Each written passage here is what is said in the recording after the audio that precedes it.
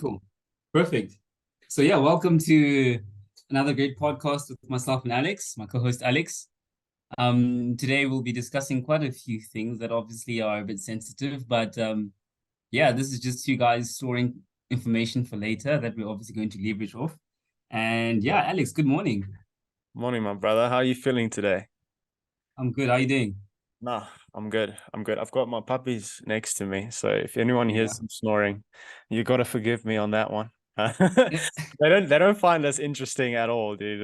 Yeah. 100%, 100%, 100%. Yeah. Cool. So to kick it off, Alex, I mean, on my end today, I wanted to obviously touch on a few topics before we discuss yours. Hmm. And those two topics, firstly, are around financials, so like how humans view money and use money. Yeah. And then the second one was around contentment, what humans think being content is, and really understanding contentment for what it's supposed to be. So to kick off the podcast, from my side, in terms of frugality, you know, and wanting to be so ambitious, what role do you think frugality plays when it comes to being financially successful? Yeah, this is a great point.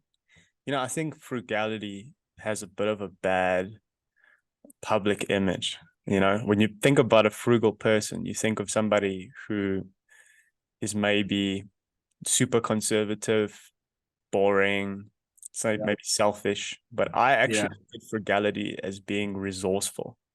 And resourceful is taking what you have and making the most of it. That's Yeah. yeah, you're not wasteful. So Yeah. there's one of my favorite quotes is one like ultimate freedom is living within your means. Um and the second thing I would say is appreciation and ambition can go hand in hand. They're not polar opposites. So you can be frugal and pursue a better quality of life at the same time. And I actually think those things go hand in hand. Um, Yeah. frugality is also one of the fundamental principles of building wealth. Yeah. So I don't want to go off on a tangent, but I would just say this: frugality is resourcefulness, and that's Yeah. way Yeah. sexier than the public rep that Yeah. it's got. It's taking what you have and making the most of it. It's being thoughtful. It's being aware. It's not being Yeah. wasteful. It's not to say that 100%. you're not living things to the fullest. It's just saying I'm not making poor decisions on the short term at the compromise of my long-term future. You Yeah. know, Yeah. Yeah. 100%. And I think mean, about it. and I like what you said there around frugality. Frugality is being resourceful, right? I can speak for myself. I'm quite a frugal person in terms of how I use my money in particular. And why I've become this way is because I obviously took some time to study the system. The system, Mm, obviously, I'm referring to here is the world we live in from a perspective of how you make a living, which for most of the people is getting a job. yeah. And people look at the system as an enemy, in my belief, because of the lack of frugality. Hmm. If you go back in history and you look at why the system was designed, and the intention of the system wasn't to keep people in the rat race, to keep you trapped, but it was to give everyone economical liberation and freedom to make their own money and create a pathway for their own future from a financial perspective in the way that they deem fit and possible for them. So for me, being frugal is being resourceful in such a way that with the money that you don't waste, you reallocate to something that can give you money in the future without you working for it. Mm. It's just decision You know, making.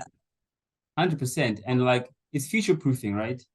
It's like, how do I look at my outflows and make sure those outflows are not permanent outflows, right? Because your service, every single outflow in terms of your budget, like you said, you must look at yourself like a business, right? Every outflow is servicing something. Yes. Right?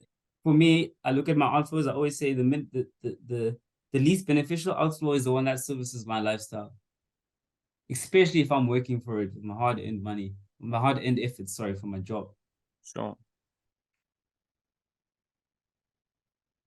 that I shouldn't necessarily have to work for.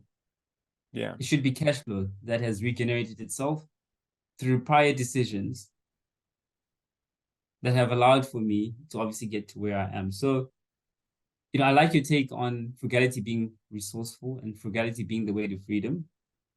However, I do think that our society in general has a long way to go when it comes to being frugal, because like you said, it has a bad name, it has a bad image, and it's not something that people want to do because it's not cool. Well, you know what? Like, I think something that people also need to remember is that it's just about resources, right? And resources is not just money. Resources is time and energy and attention. And I think being resourceful in all areas of your life with every resource that you have is one of the fundamental foundational principles of living a good life. Because 100%. everything's designed in the modern day, everything is designed to capture your resources, whether it's your attention, your time, or your money. That's how the system works. And you're always spending those resources with every decision that you make. And 100%. that's something that should excite you, not scare you, because it's in your control. And if it's in your 100%. control, it means you can do something about it. So, like this today, this is a tool that can build your future or destroy it, because you can spend 100%. every resource with this. You can spend your money, you can spend your time, and you can spend your attention. 100%. So the cool thing about a phone is you can invest in a business on the other side of the world with your phone. You can download a meditation app that calms your mind. You can track your biometric health so you become the best version of you. You can also spend 8 hours a day watching YouTube and pornography. 100%. The choice is yours. So don't hate the system. Play it better. 100%. 100%. And I mean, I like what you said. They don't hate the system, play it, right? It's not a rat race, it's a game. Exactly. It's very much like a video game. Very much. Yeah. And the cheese is continually topic now around contentment. Yes. Once again, I'm going to speak from a personal perspective. Mastering contentment is extremely critical to long-term success, right? Because it's never a destination. It's about being content the whole way. Yep. And being happy with the outcomes that happen along the way, even though they're not always what you preconceived to happen. So my question to you is, how do you manage contentment in your journey to success? Because obviously your journey to success is an ideal picture, it's a goal. To call it a spade, it's a destination when you put it down. Yeah. And understanding the fact that this is a never-ending journey that gets you to a destination you'll never arrive. How do you manage that? How do you get frustrated? How do you sustain yourself to continue that keeps on moving? Naval has this quote where he says, if you're not happy drinking a cup of coffee, you won't be happy on a yacht. You're not going to be happy with that thing that you want. I feel like contentment is something that I've learned it because I had to learn it the hard way. And the reason why I say that is, like, as a younger person, I viewed achievement as a means of getting contentment and happiness in my life. I delayed finding happiness in the moment because I believed that achievement would get that. And it was only when I reached a certain level of success that I realized it's not going to give it to me. So I'm like, well, I still want to be successful, but I also want to be happy. And I believe you can do both. And I think the secret to that is gratitude. And gratitude has this woo-woo connotation to it, which is absolute bullshit, because it's not woo-woo. It's practical. It's very practical. And it is the single most fundamental secret to being content in your life. It is gratitude. There is nothing else. So if you don't like gratitude, I have bad news for you. You will never be happy. You will only ever experience the sugar rush, momentary pleasure of the things that the world has to offer for you if you don't Yeah. practice gratitude. So, 100%. 100%. and it is something you must practice because it's not a natural thing. It's maybe it is, but the world is not designed right now for you to be grateful, because Yeah. for you to be encouraged to purchase something, you have to be sold on the idea that you're missing something, which is the complete Yeah. opposite of contentment Yeah. and gratitude. Okay.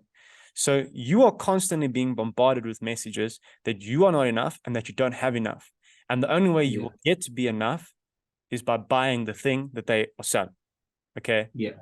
But there is nothing out there that you don't have right now that you want. Yeah. Yeah. And that is And I the guess gratitude. that's the true definition of what we call conspicuous consumption. Yes. You're buying stuff because you're marketed to it subconsciously, because you feel like you need it, Yeah. when you don't need it. And I like what you said about gratitude, right? There's a term that I used to like live by, which was called delayed gratification. Exactly. I lived by it for a really long time, Yeah. to a point where I actually got to unfollow it, because delayed gratification basically means that I'm not going to make this purchase because I'll suffer now for joy later. Sure. And when I started practicing gratitude, I became joyful in the decision I'm making now and enjoyed it now, Yeah. even before I've reaped the benefits of the good decision I'm making now later. That's a great point. You know, and that's the importance of gratitude. When you count your blessings, you count them twice, because you acknowledge the fact that I may be in a position that most people are not. Yes. And because of that, I should be grateful, even though I'm waiting for more. That's it. That's it. So And yeah, I love the way you answered those questions, nice, concise, and like you've unpacked it to the point where anyone can understand it. And with the way the world is going, the philosophies that once were applicable no longer become applicable, because society changes and the way we look at things also changes. And what we demand of ourselves also changes rapidly, right? And that is where philosophy sometimes no longer becomes applicable um, in our world. So yeah, I like that gratitude. And I think that will always apply, no matter what, no matter how the world changes, because I think that's one true source to eternal happiness and contentment. yeah, it applied 1,000 years ago. It will apply Yeah, 1,000 years from now. It's one of the 100%. truths that will never change. And I will say, 100%. do you want to add one caveat to that? Yeah. Contentment obviously does have a relationship with your living conditions. And yes, there are a lot of people out there that are in really, really bad situations. That's 100%. And a person has to acknowledge that because it is relevant. But Yeah. there is something that I want to say to that is, if you're in a very bad situation, gratitude is your friend. Yeah. And it's even more important, because then you need to get better at being grateful. And what I mean by that is your radar for things to be grateful about needs to become very sensitive. So that means being grateful for the sun on your skin, or the fact that you can breathe and see and touch. Yeah. Then you can be grateful for a memory of a better time. The fact that you have that memory. 100%. Because right now your time is so bad. I think about 100%. a great principle for this is, there's a book called A Man's Search for Meaning by Viktor Frankl, which is one of the greatest books of all time, hands down, undeniable. And it was written by a Jewish psychologist who was in a Nazi concentration camp during World War II. And he wrote this book based off of his observations of what was going on around him and off of his work in clinical psychology. But the fundamental principle that he took away from this book is that between stimulus and response, there is a space called freedom of choice. And it is the last freedom of human beings that no one can take from you. Nelson Mandela used this when he was in Robben Island. It's the freedom to choose how you will respond to something that happens to you. Yeah. And gratitude is a choice of a response. So you can be in the most terrible situation and you can still be grateful. Yeah. Yeah. That's a very And I like what you said about that, right? Being grateful also is a skill. yes. And you remember you spoke about the space in between, developing the capacity to pause so that you can take advantage of the space in between and make a decision that allows for you to still be grateful regardless of the circumstance. You know, back to using a personal example, I often always make it my highest obligation of the week to engage in a conversation with someone on the street. What got you here? You know, why are you so happy? You know, what's important to you, and where do you see yourself going one day? At the robot, bro. That's You amazing. know, That's in that amazing. time, and you know the amount of wisdom I pick up from those guys on the side of the street, and the amount of joy I get from them in hearing how they're still grateful, they're so happy to be alive with the little that they have, Yeah. and they still look forward to a bright future That's in amazing. the condition that they're suffering in. And that's because they tap into that space. You know, you get some guys, because I've done it so much, who are extremely negative, Sure. right? But the majority of them are in that positive zone. And that's why they live so long as well. You know, sometimes you look at life like better life, longer life. You get some guys on the street who are outlive you. 100%. Yeah. You know, Sure.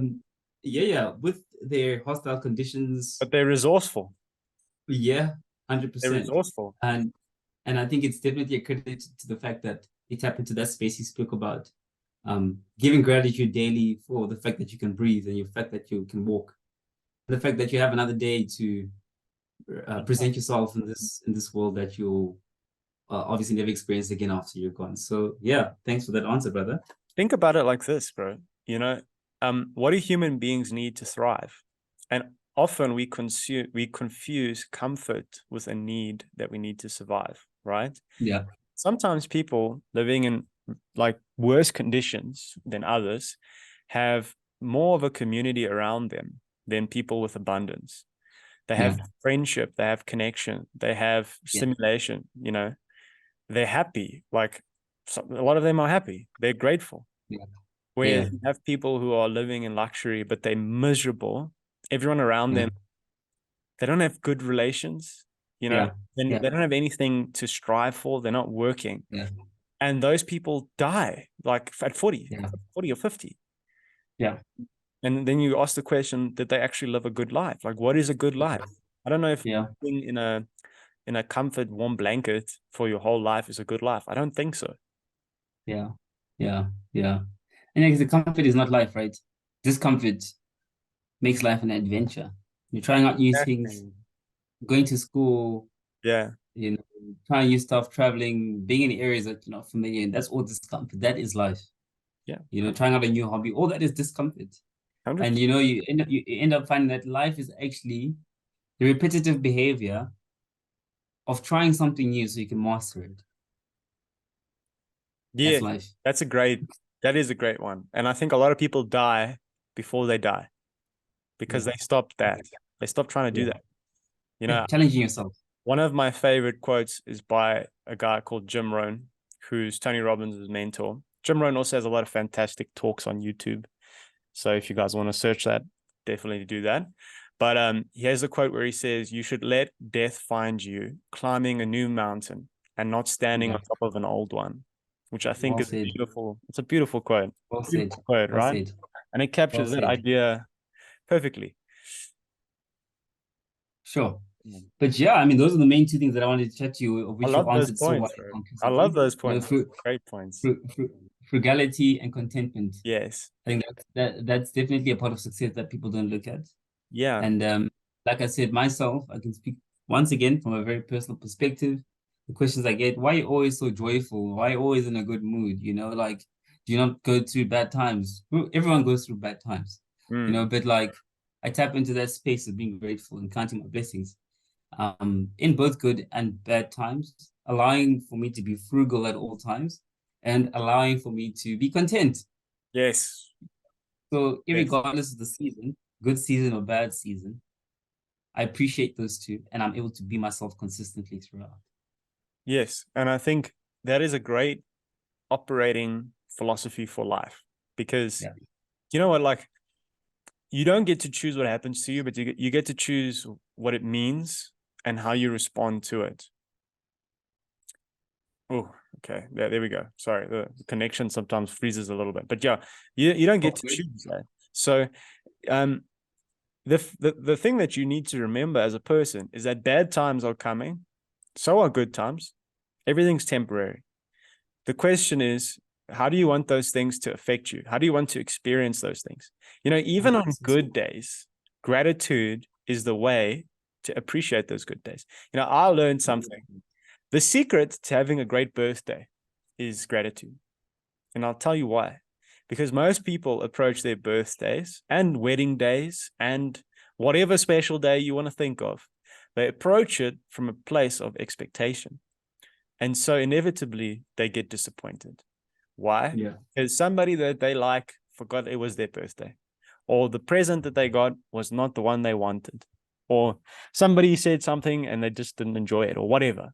Instead of saying, I'm happy that I'm alive and that is enough. Or at my wedding, I'm happy that the person that I'm standing across said yes. That is it. Yeah. Everything else is a bonus. Everything else is 100%. 100%. 100%. And that's why, like, the first thing you do, bro, when you wake up, when you feel your feet touch the ground, yes. thank you, God, for another day. 100. Everything else is a bonus. Yeah, 100%. Yeah, Everything exactly. else is literally a bonus, dude. It is. And when you think of it like Yeah. that, life becomes beautiful. And I just want to say something for anyone who's listening right now who is thinking, well, I don't know how to be grateful. It's not something that I grew up around. Like it's so easy for you guys to say these things. Like, where do I start? Well, what I would recommend is there's this thing that Tony Robbins does called priming. Search it up on YouTube, Tony Robbins priming. It's got like 3 million views on it. And in that video, he walks you through a gratitude process. And for everyone who's listening, who's like a hardcore ambitious person who works corporate and thinks, you know, this stuff is woo woo and whatever, fair enough. Just use it as an exercise in being like a kid again and having fun. Okay. Don't take yourself so seriously. Try it out and see how good it feels just for yourself. 15 minutes in your day. If you don't have 15 minutes, you don't have a life. All right. Yeah. So check it out, try it, and see how the more you practice this gratitude thing, the easier it becomes, the more natural it is. Your sensitivity to gratitude gets, like you say, it's a skill. You become more skilled with it. You don't need to have such a big thing to be grateful anymore. Like small things will make you happy. And then you start to see how powerful contentment is. Because when everybody else feels this rush to get to the end of their goal, their journey, you're just going to be there, calm, happy, 100%. enjoying the road. 100%. 100%. That's gratitude. Sure. And I like how you said that the contentment doesn't mean that I don't want more. Yes. Yeah. Doesn't mean I'm satisfied. Ambition and appreciation are not polar opposites. 100%. They complement each other. They complementary. 100%. 100%. Awesome. Okay. So yeah, I've got some questions. I'll hand over the steering wheel to your side, eh? I've got some questions. It might be a hit or a miss. I don't know. I came up with it the other day. So let's see, Ryan. Okay. So for you, I would ask, what is a weird or random thing that you've been focused on for the past few weeks? Just, it doesn't have to be self-improvement. It can be self-improvement. But I'd love to get a picture of your life.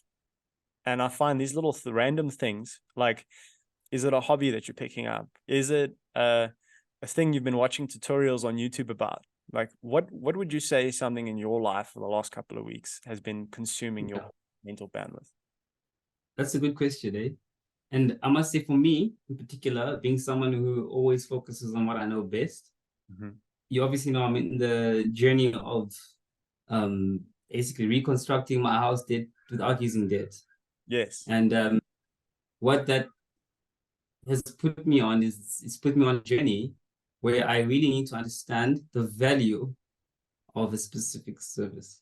Yes. And especially in the construction space. And like what I picked up is that if you don't understand value, you're more likely, number one, to pay more than you're supposed to pay. And number two, you're also more likely to take shortcuts where you're not supposed to. So for me, obviously, having access to disposable income is great, but it doesn't mean that you must use it. Yes. Based on what resourceful industry wants you or. So something that I've been really focused on over the last couple of weeks is understanding how much effort it takes to do a certain job and matching that with how much you pay for the certain job. And then determining whether I should outsource it through a company or upskill my current staff member. I have a gardener who works for me who's multi-skilled to do that same thing for me at the same quality, but at the true value, the true price of it. And what has happened over the last, I'd say, 12 weeks, I've managed to concrete my gates.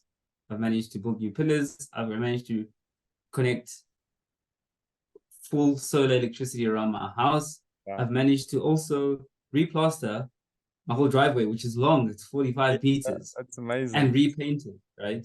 So because I understood that the effort for this versus what I'm paying is disproportionately not aligned, I will get more value out of it by upskilling someone else. Through sitting down, getting him to watch a couple of videos, myself too, and then paying him his normal daily rate to execute the skill. So what that does for me is that I leave this 8-week process with my service being done at half the cost. But then I also leave my staff member with a new skill that he can leverage off in the future going forward. And that I will pay him next time the true value of it because he's mastered it through me. 100%. So for me, I've just gone out of my comfort zone by learning about other things and paying the true cost of a service to the resources that I currently have within my household. I think this is I know it's weird. No, it's not weird at all. That's awesome. Yeah. And it comes from like being frugal. It was inspired by me being frugal. You know, that's what I was trying to say. Yeah. Resourceful. How do I $1 million rand profit and make it cost me half? You know, and like I've been living in this house now for 4 years. I could have easily gone and like included the building loan at my bond and done it instantly when I moved in. But I mean, I'm not trying to be in the system until I'm 50 or 40. You know, I'm also trying to get out of the system. I'm trying to make sure that whatever I'm making now can do what I want to do now, but also free me from the system and buy me more time so that I can serve my purpose in this world, which is to, I believe, to elevate people's knowledge about life and self-liberation. Yes. So that's what I've been focusing on, just learning more about construction, learning more about optimizing costs, and where I optimize, reallocate the true cost towards something else that can benefit me later.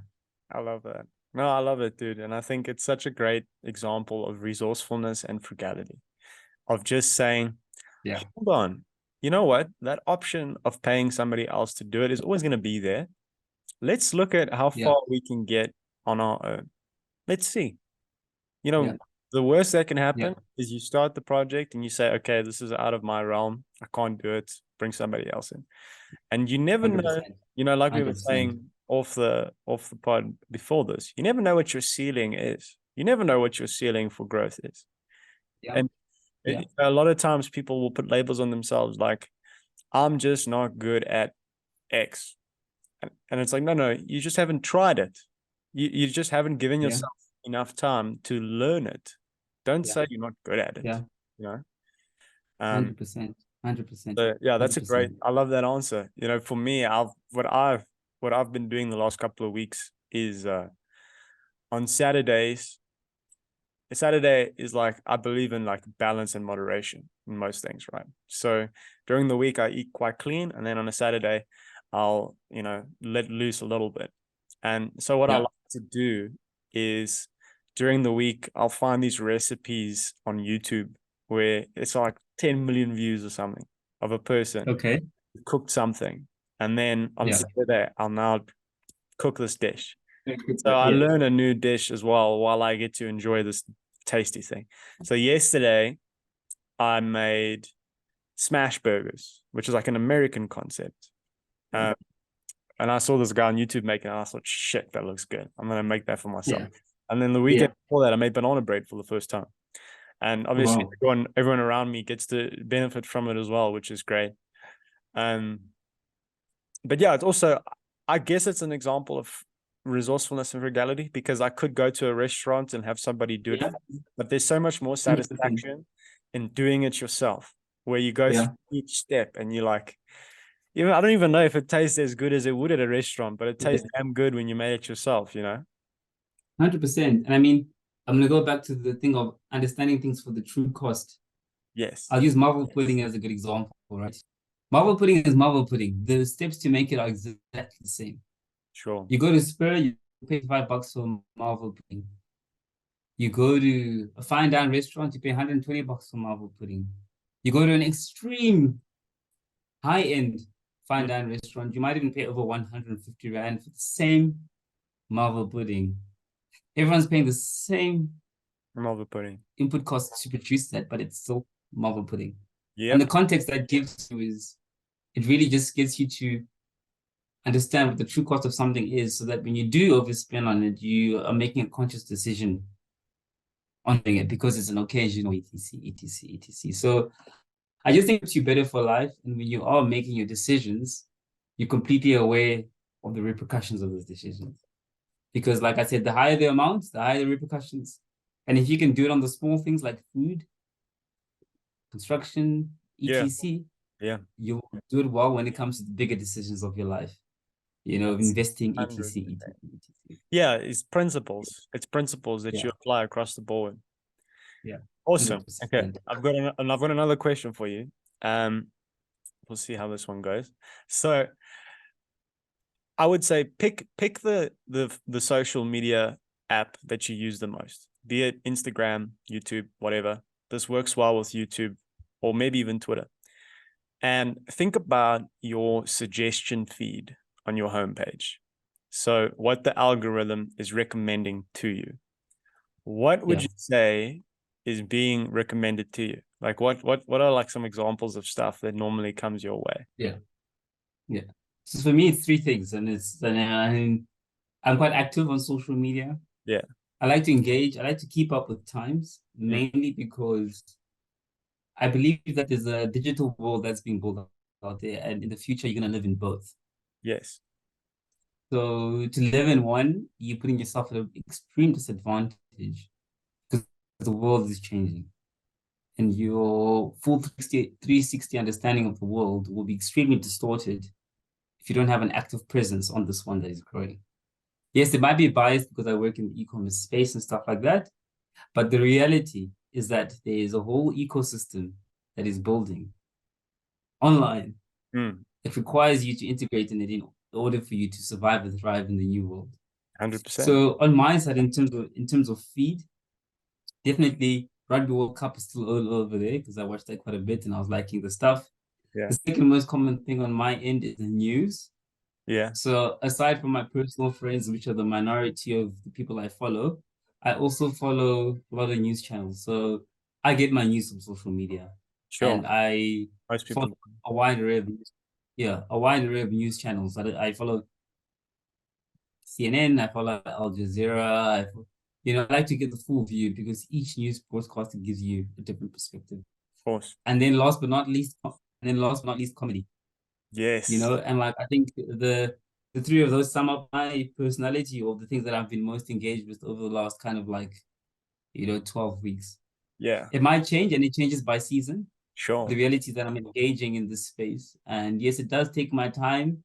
but what I follow is extremely specific to my productivity and my overall level of happiness. So at no point in time do I feel like I'm wasting time on my social media because it's a mix of the three. Yeah. Rugby, which I'm passionate about and I follow. Secondly, the news with a full 360 view, so it's not biased. And then last but not least, a bit of comedy. So I've ticked three boxes: entertainment, information, as well as my sports update through my phone. Yeah. And for me, that's being resourceful because if I try to do it any other way, Yeah. it would take me 10 times the amount of time. Yeah, of course. Of course. I love that. Yeah. And yourself? And yourself? What's on your feed? Yeah, well, me and you are kind of the same, so it's pretty funny. I mean, if you look at my Instagram right now, it's like I followed a lot of the Springboks after the World Cup, so it's all rugby content, comedy as well. I also follow some meme pages, I'm not gonna lie. I'm gonna put that out there. Yeah. Because Yeah. memes are life. Yeah. Friends, news. You know what? I think where you and I differ is I feel like I get more of my news from individuals than traditional mainstream media. So like I have some reporters that I follow who I Yeah. find to be very interesting. You know, I also like I use Twitter. So the three things that I use is Instagram, X, which was previously known as Twitter, and YouTube. Those, and I listen to podcasts as well, so Spotify. Um, on YouTube, I have cooking videos, obviously. Uh, Yeah. a lot of motivational movie clips and stuff, which I use for inspiration. Um, and then sports content, you know, Yeah. and comedy. So yeah, and you know what? I think comedy is such an essential part of life. I can't see a Yeah. person not.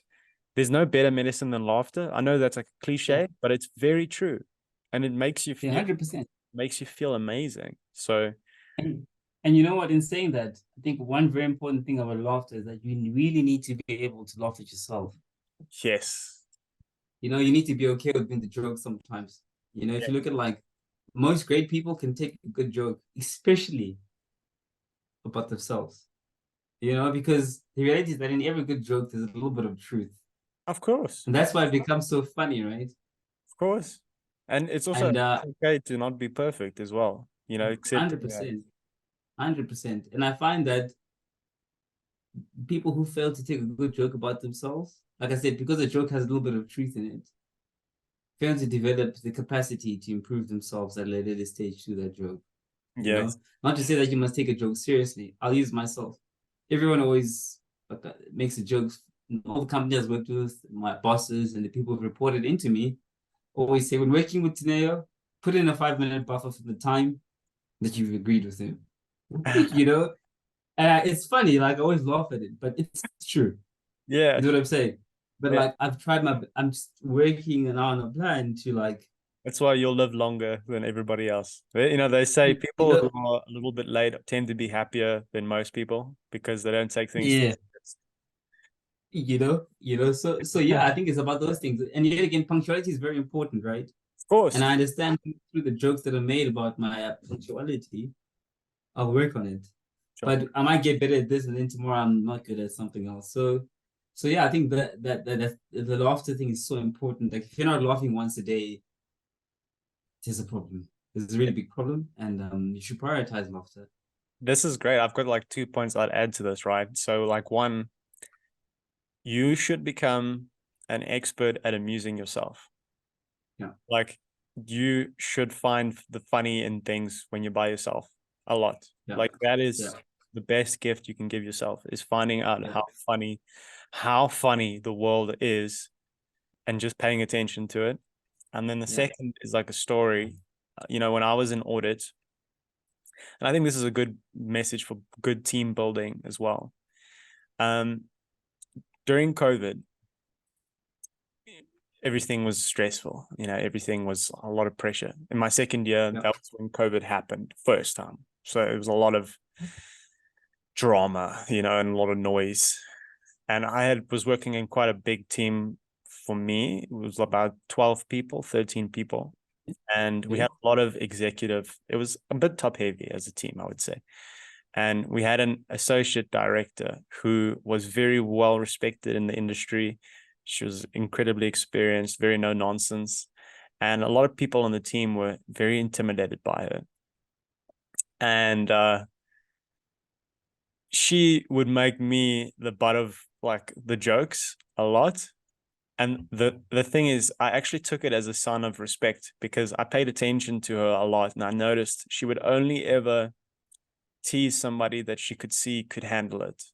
She would, if somebody was really scared of her, like she wouldn't make fun of them.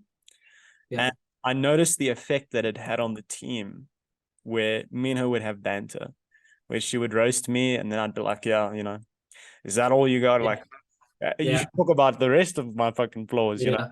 Yeah. Um, Yeah. Yeah. and by the end of my period of working with her, I had a very close relationship with her. And the team, after I left, I spoke to the partner, and one of the things that he highlighted to me was that there was this stiffness to the team that wasn't there before. And I think this is one of the reasons why. It's because afterwards, there was so much sensitivity that no one felt comfortable teasing anybody. So there was no like, what's the word? Rapport. There was no rapport amongst the team members. And 100%. I think that's a word of warning to the people in corporate today who are trying to make this, like, say, we use the phrase safe space, but there's a difference between a safe space and a space where people are self-censoring and they're so scared to say something funny that no one ever jokes anymore. Because how do you build relationships like that? That's not how it works. Now think about your 100%. You and me, you can say anything to me and I would not take it personally, honestly. Yeah, 100%. And 100%. I view that as like a great metric of our friendship. Yeah. So, yeah, I think it's something, don't take yourself too seriously. Find the funny. Yeah. Get The yourself. humor is good. It's a secret ingredient to sustain happiness. I mean, Yes. like going back to the guys on the street, Yeah. bro, give a guy 5 rand, make a joke, see how he Oh, yeah. laughs. Oh, yeah. 100%. And it's not a fake laugh, it's from his soul. Yes. You know what I'm saying? Yeah. Learn, in my opinion, particularly from those who don't have much, around happiness, around contentment, around frugality, they can really advance how far you go in terms of success in your life. And that's the full 360 view that you need. And like, I'll use like a lot of like wealthy people, right? If you like really study wealthy people and you look at wealthy, especially famous people, the large majority of their friends are unfamous and unsuccessful. Right? I'm not going to name celebrities, but every celebrity still has his friend that didn't make it. That's day one. Yeah. Every successful people has this guy in the street corner that's still at the street corner. Right?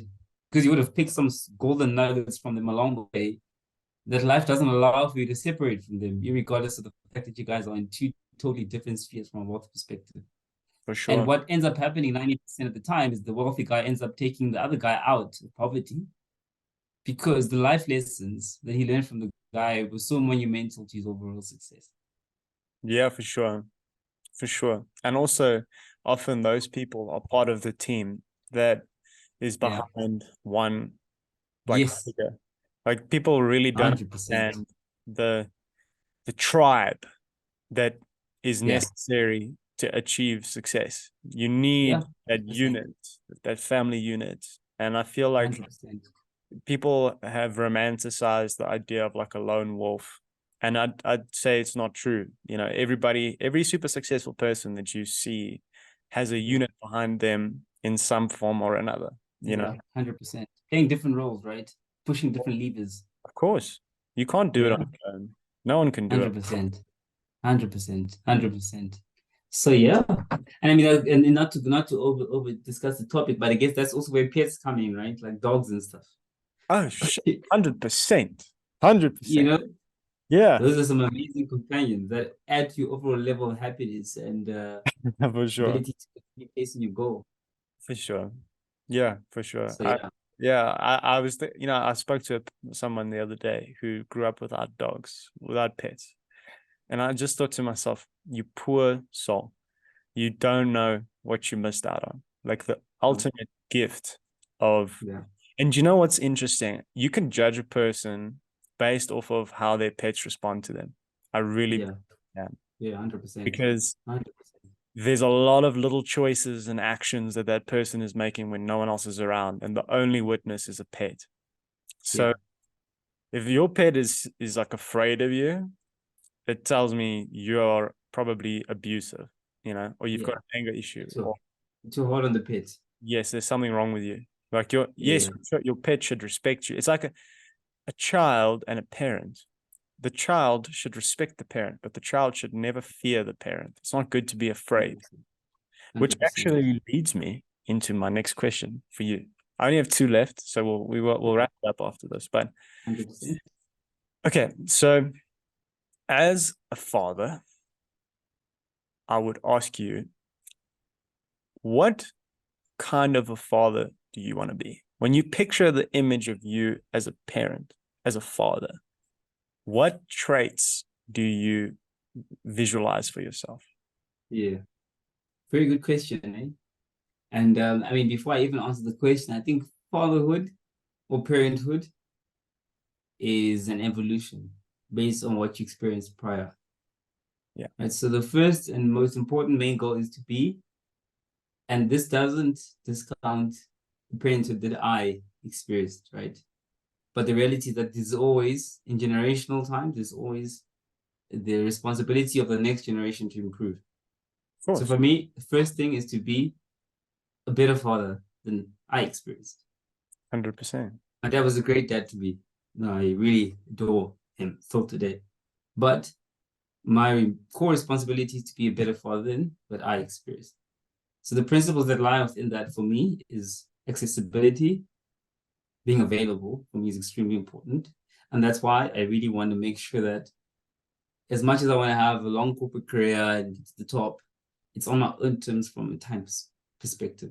Yes, yes. I won't compromise the amount of time that my family requires me to spend with them.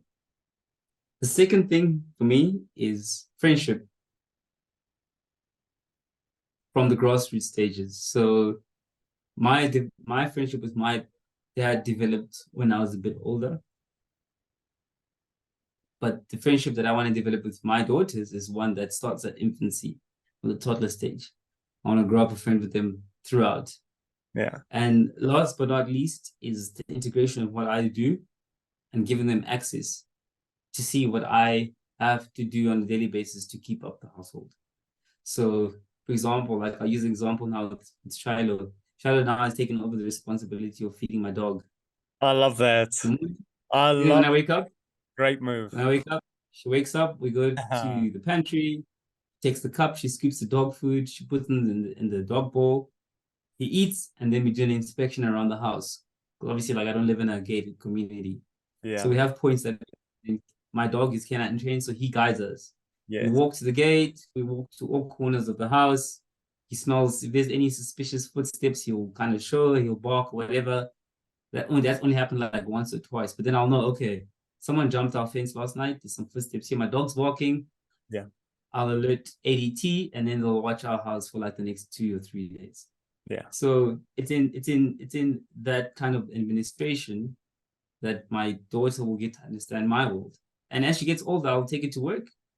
As much as it's not a normal thing, right? I'll ask my boss, hey, dude, I want to bring my daughter in for a day to see what I do, Yeah. to sit in some of my meetings. So I feel like the integration of a friendship, a working relationship, and access to what you do at a young age will sustain whatever I'm going to leave from a work perspective for my kids. I love that. Not to say that I got it too late, Sure. but I want to give access to that to my kids a bit earlier, and it's their responsibility to build on it when Yeah. they one day have to. I love that answer, T. And I think that's great Yeah, parenting right there, giving your daughter responsibility as early as possible because it's going to yeah, build her as a person. And I also want to make 100%. a point where, you being, if you are a better father than the father that you had, that means your father is successful. That's his success. Because your job right now is to try and make your kid a better person than you are. 100%. That's your job. And so 100%. that's like this beautiful intergenerational incremental improvement of humanity. Yeah. That's 100%. like the service aspect of it. I love that. 100%. 100%. And good question, I must say. Very, very good question. Because I mean it's not easy to raise a kid. And I think you only realize it when you get your own, that you can either raise a kid or you're gonna raise a barbarian. Well, that's the thing. And you know,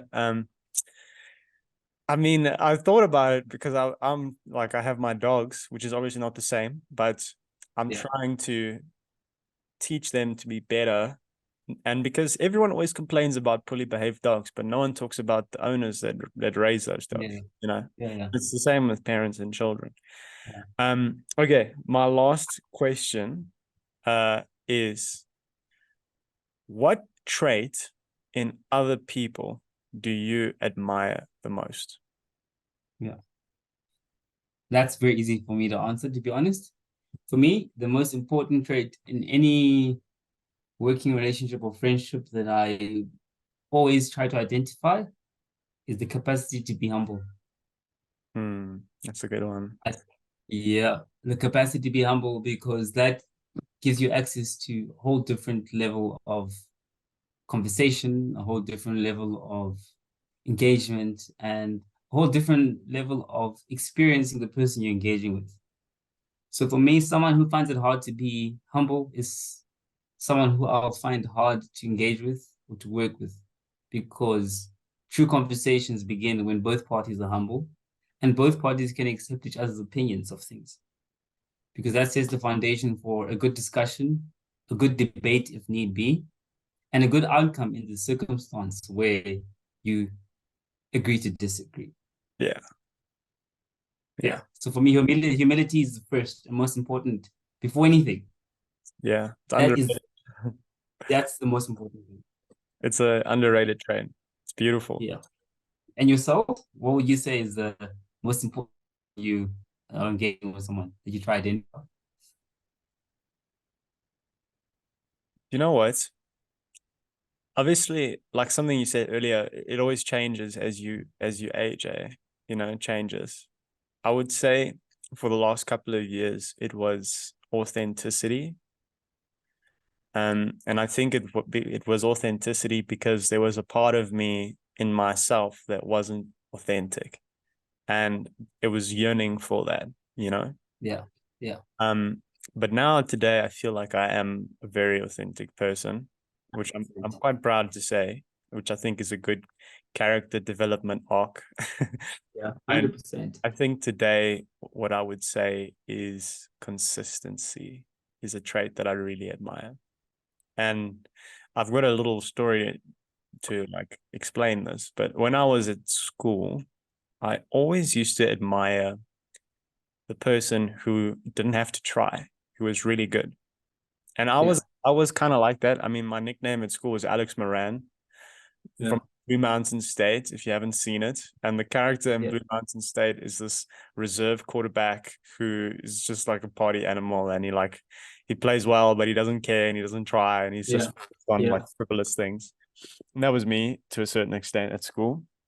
I had some decent talent in sports, but I never really applied myself. Same academically, I did all right, but there was so much more there that I could have done. And today I try and pride myself on being consistent. So every day I just want to show up and do the work and just be me. And I view every day as a day in my life, you know. So Saturday and Sunday is not different from Monday and Tuesday for me. Yes, there's rest and there's action, but the same character every day, you know. So consistency, I would say. And what you've said there is so important, right? And if I could just finish off by saying, especially about standing out, like I spent some time studying what it takes to stand out. The people that stand out most are the ones who are most themselves, because when you are yourself, you become an outlier. You might be excellent, but if you're going to be like everyone else, the ability for you to stand out is marginalized. Yeah. So being excellent and being yourself is the perfect combination to standing out and getting exposure to the people that you want Yeah. to give you attention. Yeah. But it's not easy to be authentic. It's not easy to be yourself because it requires you to deviate from the norms.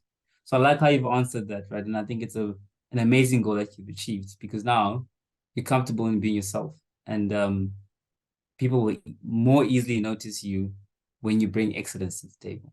I really appreciate that. Yeah, that means a lot. Like Yeah. it was a big, you know what, like you and I, we talk, and I think we will continue to talk about this Yeah. because it's part of our lives. But that listening to your inner voice is, for me, it's quite synonymous with authenticity and Yeah. intuition. And like before we were having this call, we were having a conversation about walking the dogs on the farm. Yeah. And Yeah. I was explaining the rationale behind why I was comfortable to walk in one place and not in another place. Yeah.